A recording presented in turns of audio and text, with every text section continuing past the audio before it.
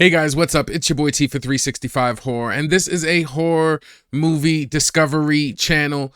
I am just here to put as many horror movies on your watch list as possible. And in this week's video, I have brought you guys 5 brand new releases for you guys to watch and stream. So let's get into it right now.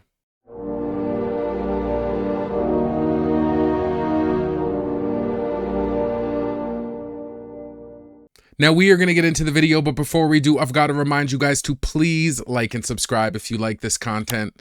Also, this video is best watched with a movie tracker. I like to use Letterboxd. It's just the easiest way to keep track of the movies that you've seen and want to see. I also want to touch on the availability of these titles, as I have personally went to each one of the services and verified that these movies are available. And if you are having trouble finding them, there is probably one of 2 reasons. One, you might be region locked. And the other reason is if you are using any of those alternative media sites or any of the free stuff, a lot of these movies just came out yesterday, so they really won't show up on those sites for a couple days. And lastly, this is just a preview. These are not reviews and recommendations. As always, I've added timestamps and chapters in the description, so if you don't like any of my trailer reactions or any of the movies I've picked, you're always free to skip to the next one. And if you did want some reviews and recommendations, then I suggest you watch my Every Movie I Watched in a Month series, my You Should Watch series, or any of my movie list series. This here is just a little something for the diehards like me that are always looking for something new to watch. And with that, let's get right to it. So the first thing we're going to start out with this week is a little piece of streaming news, and that is that the movie Y2K is now on HBO Max. And this is a movie that I actually haven't seen, but I was a little bit interested in seeing it. I do like the whole kind of Y2K kerfuffle. I mean, I was around for that time, and again, I don't want to date myself, but I actually did some Y2K testing, like for the company that I worked for at the time, and really it was kind of a big nothing burger, so it's interesting to see like the lead up and how much we were all kind of afraid of it. And the movie looks pretty funny and competent enough. I mean, it doesn't look like an amazing movie, but it looks pretty good. So again, if you did want to check that out, that one is now available on HBO Max. So the first movie we're going to take a look at this week is a comedy horror named Shiver Me Timbers, and this movie is available on Prime Video. See Popeye the Slayer Man in Shiver Me Timbers. Well, blow me down. In 1986, Northern California, Olive Oyl, her brother Castor, and friends go on a camping trip to see the meteor shower with Halley's Comet. But the night turns into horror as a meteor transforms Popeye into an unstoppable killing machine. It is directed by Paul Stephen Mann. So wow, we can really tell that Popeye has entered the realm of public domain with the second Popeye horror in 2 weeks. And after watching the trailer for Shiver Me Timbers, this one looks like a decently good kind of raunchy comedy horror. Now, when it comes to the creeps and scares in the film, I just didn't really see any, and I really don't think we're gonna get any, even escape tension in the film. Now, when it comes to the gore in this film, just like the last Popeye movie, I think gorehounds can rejoice because I just see a good, bloody, raunchy kind of movie here.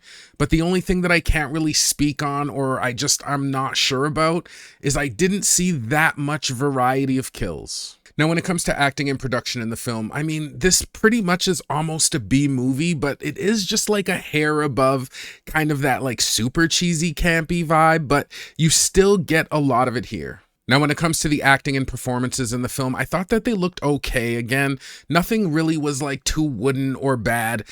The humor was good and raunchy, and I thought it did a good job of just having that kind of like over-the-top vibe without being completely ridiculous. Now, personally, when it came to the premise of the film, I actually kind of liked the premise of the other Popeye story better because I think it just really added to the mythos of the character. Like, you had kind of the tainted spinach making him this, like, kind of monster.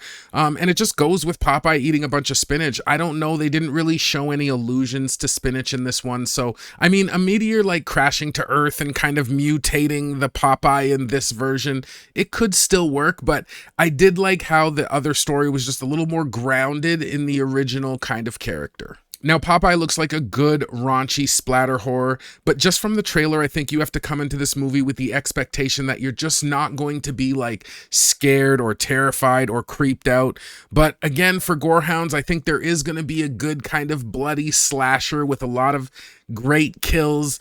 But again, I think it's going to be just a little bit light on the story. So this one's going to get a regular spot on my watch list. Meet Olive Oil. She's got it all.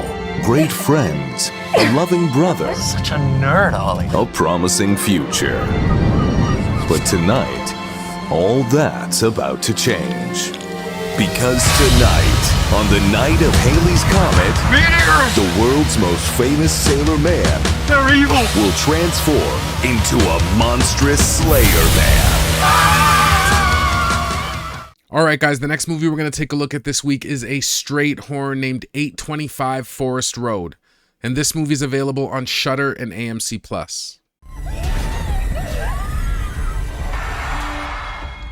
It's real. After a family tragedy, Chuck Wilson hopes to start a new life in Ashland Falls with his wife Maria and little sister Isabel. But he quickly discovers that the town has a dark secret. It is directed by Stefan Cognetti. Okay, so after watching the trailer for 825 Forest Road, this one looks like a little bit of a scary, creepy, supernatural haunted house horror. Now, when it comes to the creeps and scares in the film, I do have some high hopes because you do see like some pretty kind of creepy scenes and moments. Whatever the entity is has like a lot of the kind of ticky movement, some really creepy kind of peer around corner scenes. So I do think that the point of this movie is going to be to scare you. Now, when it comes to the gore in the film, I think there's going to be some, but just not a lot. I mean, just based on the whole premise of the film, it has like a one dude ending his life. So we might get some glimpses back to the crime scene, but I do think you're kind of getting more of like a ghost story through and through. Now, the production of the film did also look decent. It looked like it had some really good cinematography. I did like kind of the quality of the film, and the acting did seem good, even in some of the emotional moments. So that part of it was definitely passable. Now, when it came to the premise for this film, it really does start out kind of run-of-the-mill, right? You have people moving into a property, and then someone has killed themselves on the property, and now there's like these haunting instances. So right from the get-go, I wasn't really that kind of impressed with the premise, but as the trailer went on, it almost kind of alluded to the source of this kind of curse being another property. And then when they showed the property, it was really kind of creepy and dark. And I don't know the exact connection, but right from there, even though the movie started out with a completely run-of-the-mill premise, it did kind of pique a little bit of mystery as the trailer went on. Now, 825 Forest Road looks like a scary, decently creepy film, so this one is going to get a regular spot on my watch list. I sometimes wish we had an addiction of some kind, but we've got her.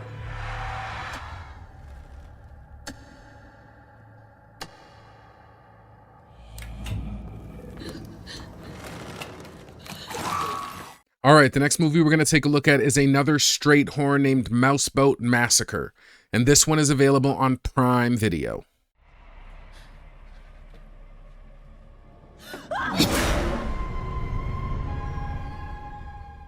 The story follows a young woman battling a drug addiction who suddenly begins to see a mutated mouse-human hybrid who infests her life.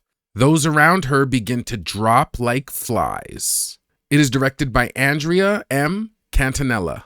Okay, so after watching the trailer for Mouseboat Massacre, this one looks like a bloody, albeit a little bit of a B-movie slasher. Now, as far as the creeps and scares, again, being a slasher, I really don't see very many in the film, but we could get a little bit of escape tension. Now, when it came to the gore in the film, I'm happy because it looks like we have like quite a few kind of pretty gory films this week, and this one did have some pretty decent gore. You kind of got a lot of bloody and brutal scenes and attacks, and a lot of kind of painful injuries, and a good variety of kills. Now, one of the drawbacks could be that if you don't really like B movies, it does definitely have that look, But other than that kind of unpolished veneer, the acting and stuff really wasn't too cringy.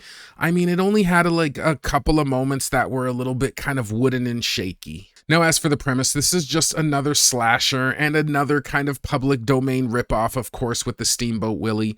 And at first I thought from the trailer that it just looked like a killer in a mask, which is kind of ho-hum.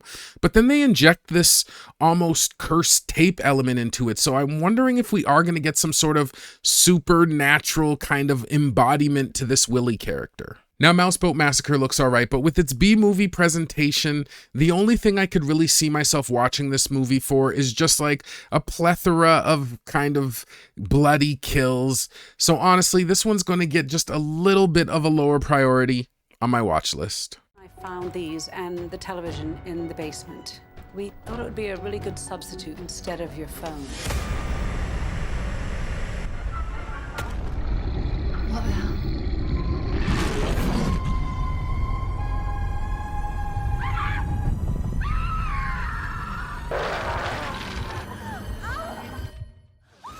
All right, next movie we're going to take a look at this week is a comedy horror mystery named Hell of a Summer. And this movie can be found on Fandango at Home. The line's been cut. Oh, I've always wanted to say that. We're gonna die. We're all gonna die. The counselors of a summer camp are terrorized by a masked killer. It is directed by Billy Brick and Finn Wolfhard. Okay, so after watching the trailer for Hell of a Summer, this looks like a pretty fun circle of friends whodunit slasher. Now, when it came to the creeps and scares, again, we have another slasher on the docket, so I can only really see some light escape tension at best. And as for all slashers, I just don't see any like real creeps and scares in the movie. Now, when it came to the gore in the film, I do think that we'll be pleasantly surprised, as I did see some pretty good gore. You know, I saw some instances of some like bad injuries. There was a severed head in the fridge.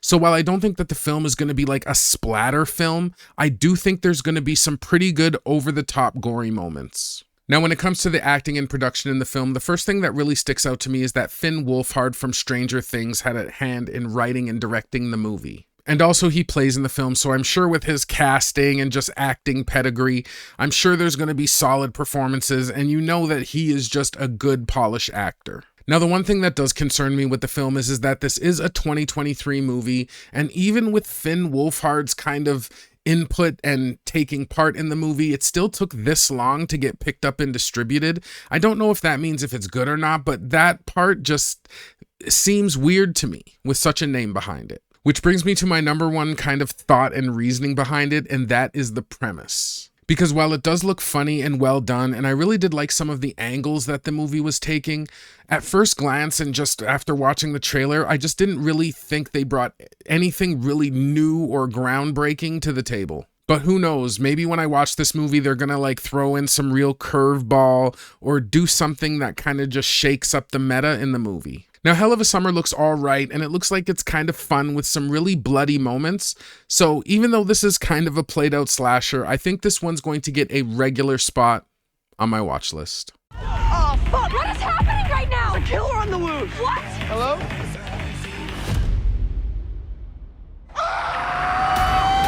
She's dead! What's going on? Jason's saying that Demi's been killed. You guys stole my fucking murder mystery party idea, didn't you? All right, guys, last movie we're going to cover this week, and that is a straight horror named The Monkey. And you can find this movie on Prime Video. Oh, fuck.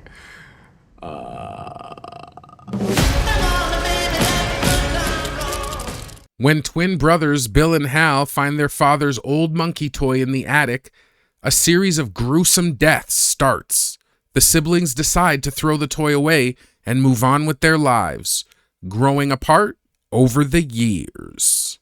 It is directed by Osgood Perkins. Okay, so after watching the trailer for The Monkey, this one looks like a good, bloody, demonic doll horror. Now, when it came to creeps and scares in the film, I just don't think that there's going to be many, but I did think that the doll at least looked kind of creepy, so you got a little bit of creeps there.